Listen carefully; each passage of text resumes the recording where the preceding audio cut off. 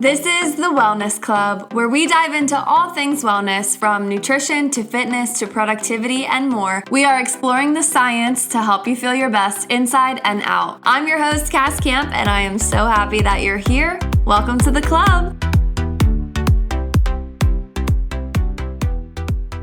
If this episode found you, this episode is for you 100,000%. Whenever this episode finds you, this is the time that you need to hear it, whether someone sent it to you, whether it popped up on your feed, whether you saw it on Instagram. No matter how you found this episode, I believe that this episode was made for you to hear this. And we're talking about excuses. Imagine it's Monday morning.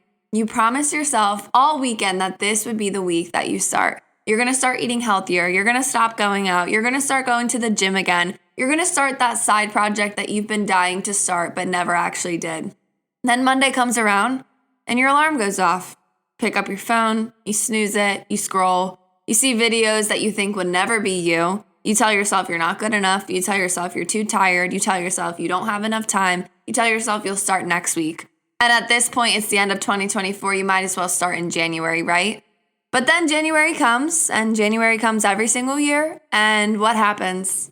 Repeat. Maybe a couple weeks you do it, you fall off, you tell yourself you don't have the time, you're too tired, too much going on in the new year, too much from the holidays.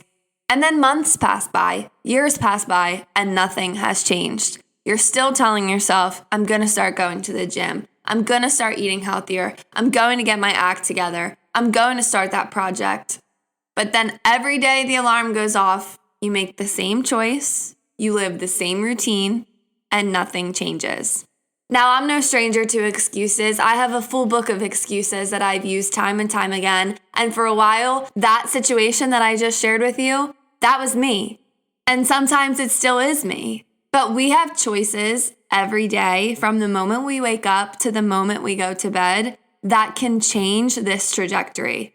If you are stuck in this cycle right now, saying, I really want blank, but I don't have enough time. I don't have enough energy. I'm too tired after work. I don't have the resources. I don't have the money. I don't have this. I don't have that. We're going to break that in this episode. And there are some tools that I am sharing that will change how you view your excuses and how you view your day. I promise you. So first, I want you to think about what excuse or excuses are you making on a daily basis? Are you telling yourself, I'm too busy, or I'm too stressed at work, or I'm not quite ready, or I don't have enough money for this, I'm not good enough for this? What are you telling yourself?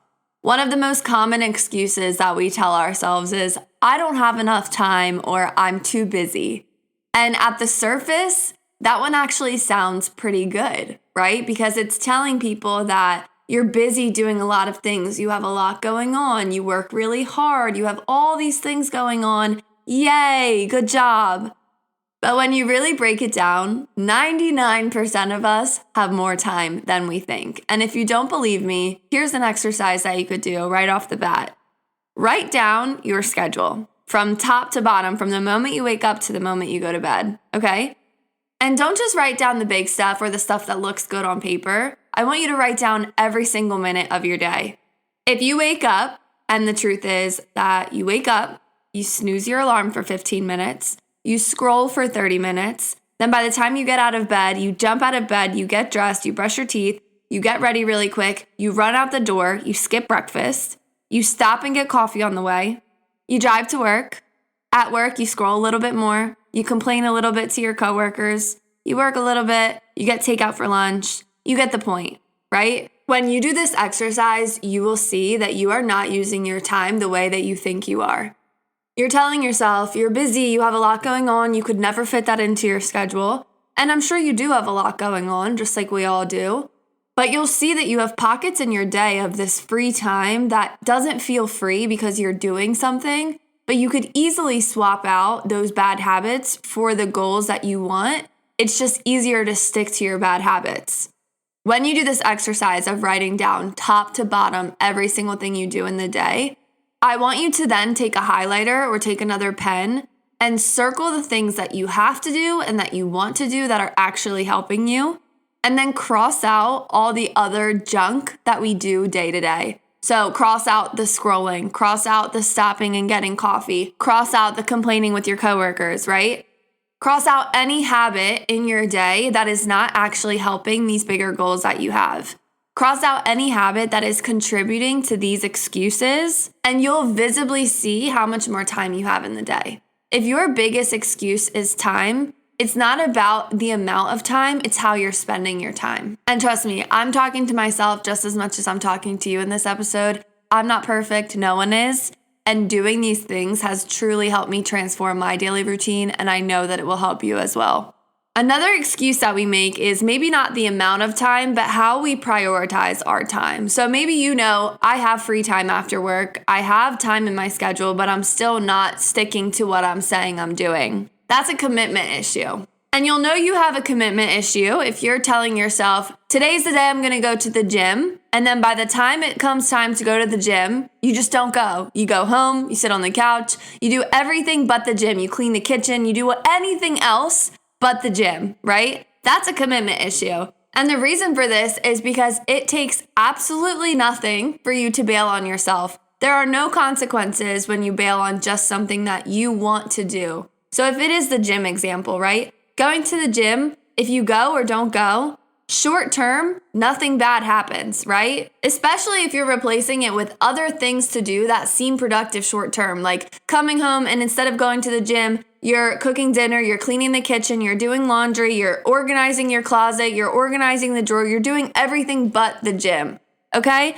In the moment, those things feel productive and they are productive. Cleaning is a good thing to do. But sometimes we use it as a replacement for something that we know we need to do.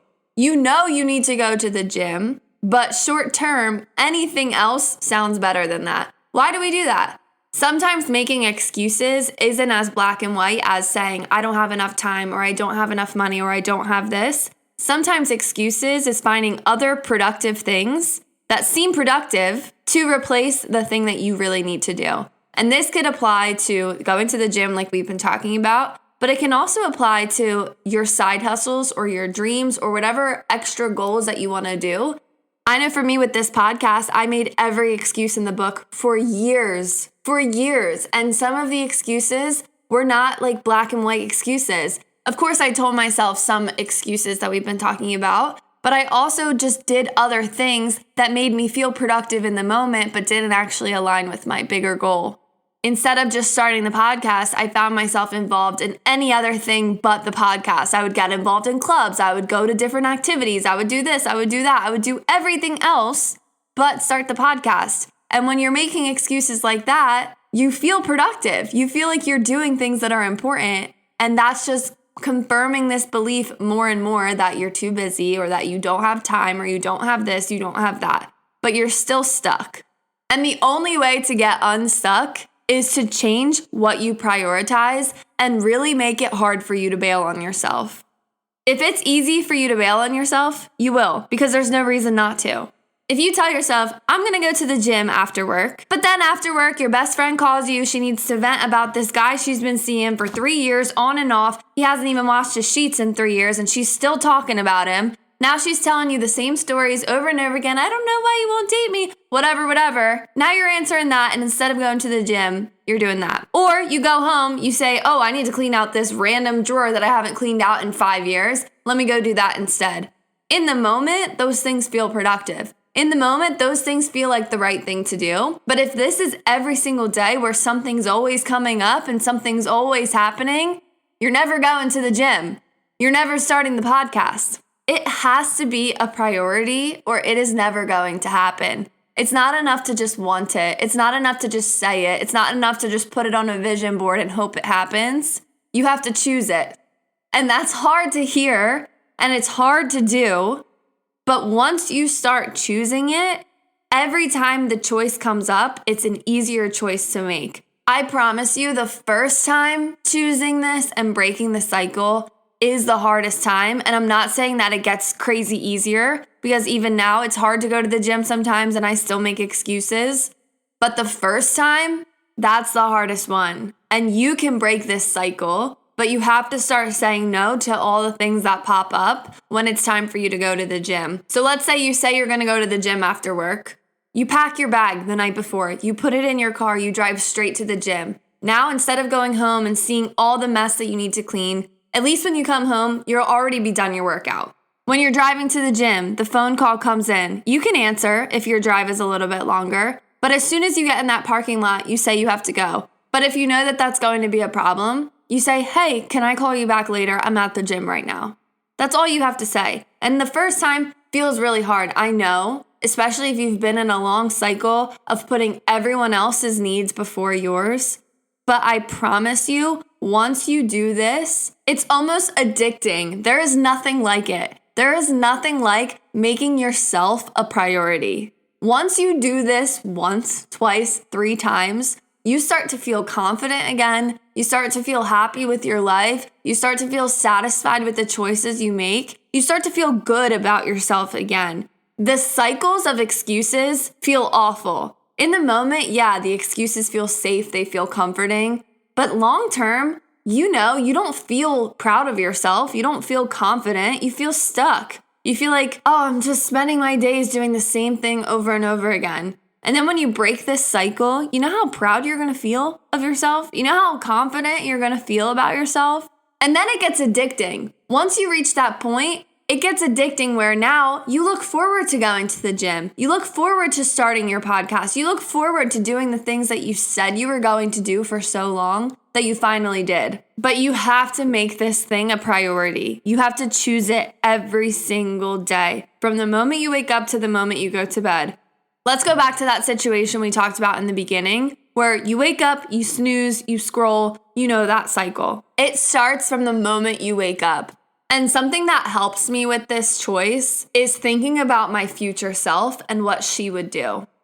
And my future self, I think about her and I think about all the qualities she has and who she is. I think about how she works out. I think about what she eats. I think about how she speaks of people. I think about what she does in her free time. I think about what she thinks of herself, how she feels on a daily basis, how she dresses. I think about all of those things.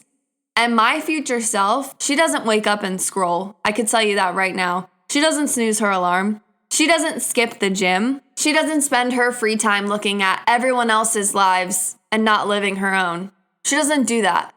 So why would I do that right now? Think of who your future self is. What do they do? How do they act? How do they dress? How do they speak? What do they do as soon as they wake up? And tomorrow when you wake up, think of that person. If you really do this, that choice that you have to make in the morning becomes 100% easier. It just does. We all say that we want to be these things, but we don't actually want to do the things that are going to get us there.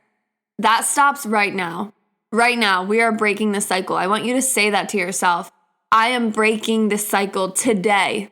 Today. The day might have already started. You might have already done some of the bad habits that you don't want to do anymore. But no matter what time it is, right now, you can break the cycle. You can make a shift in your life right now. How would your future self spend the rest of their day today? What would they do? What changes would they make? Would they spend their day the way that you're spending your day? But let me be really clear here. It's never going to feel perfect. You're never going to feel like you are fully living like your future self, but you can make these choices to get a little bit closer to that. And it's okay if it's messy. You can start messy. You can move messy. You can do things messy as long as you're doing them. It's never going to be perfect. And this is something that I really want to drill home with you, because that's one of the mistakes we make too, is we expect ourselves to be perfect. And maybe that's contributing to your excuses, because maybe you're fearful that you're not going to be perfect the first time. This was something I had trouble with when I was starting the podcast, and I still do, because I expect it to be perfect the first time, and it's just not going to be. We know that. Starting out as a beginner, you're never going to be perfect the first time you do something, no matter what. But for some reason, we still put pressure on ourselves to be perfect and to do something 100% perfect the first time around, and then we get disappointed that it doesn't go that way. Like, imagine you're out at the park. There's a little pickup basketball game going on, and some guy who's never played before, never even touched a basketball from some other place, never even seen a basketball before, comes in. Would you expect him to go to the NBA right away? That game? No, not at all. You would not do that. So why do you expect yourself, when you've never worked out before, to start working out 6 days a week and stick to it? Or why do you expect yourself, when you've never made a podcast before, to make the perfect podcast the first time and go viral and have 1 million listeners? It wouldn't happen like that. It just doesn't happen like that. And when I say the basketball analogy, it sounds ridiculous. But when I say the other two, you're kind of like, oh, well, why can't I? Right? We have these unrealistic expectations on ourselves that you would never expect on someone else. You would never expect someone else to start a TikTok account for the first time and just be perfect at it right off the bat. You wouldn't. But you expect yourself to be perfect the first time you ever try whatever goal you have. And while we're breaking cycles, we need to break that one too. Now more than ever, we expect instant gratification on literally everything. We can have a package at our door within 2 hours of ordering it. We can get food delivered. We can get everything whenever we want it right away. And we expect that with our goals. But newsflash, nothing worth having comes quick and easy. It just doesn't. Your dream body, that is not going to come quick and easy. Your dream career, not going to come quick and easy. Your dream friend group, not going to come quick and easy. Nothing worth having comes quickly and easily because life isn't easy. Life is not easy, and that doesn't mean to just give up on all your goals. It means anticipate that. If you start to anticipate that it's going to be hard to get where you want to be, you're not going to be as scared when it takes longer than you think. You're not going to be as doubtful of yourself when it takes longer than you think. You're not going to be disappointed in yourself. You're just going to understand this is what has to happen before I get to where I want to be. The sooner you anticipate that there will be struggles and obstacles along the way, the less surprised you'll be when those things actually pop up. Because that happens too. Sometimes we'll break the cycle and we'll say, okay, I'm done with my excuses. But then we expect it to be easy the first time around and we expect it to go perfectly and we give up once an obstacle comes up. And we can't do that either. There's going to be obstacles no matter what you're trying to do. Even if you get rid of all your excuses and you start prioritizing and you do all the tips I said in here, there will be obstacles and there will be difficult points. And the sooner that you can make peace with that, the less scared of them you'll be. You'll say, okay, I knew that this was going to happen. I'm prepared. Let's work it out. Let's figure it out. Because back to the future self thing, what would your future self do? They would figure it out. I know my future self would figure out any obstacle that comes up. She figures it out. She's not scared of obstacles. She doesn't give up as soon as one pops up or as soon as one thing doesn't go her way. She figures it out. She pivots. She keeps going. She doesn't give up. And that's you too. Imagine your future self 1 month from now, 1 year from now, that actually did the things that you've been saying you want to do. They spent the last year working on the goals that you've been saying you want to do. Imagine that feeling when you can look back and say, thank you for showing up when it was hard. Thank you for pushing past the excuses, for breaking the cycle, for believing in myself. Thank you.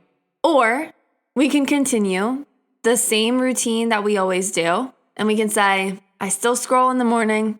I still skip breakfast. It's been another year that I didn't start that dream of mine. Which side do you want to be on?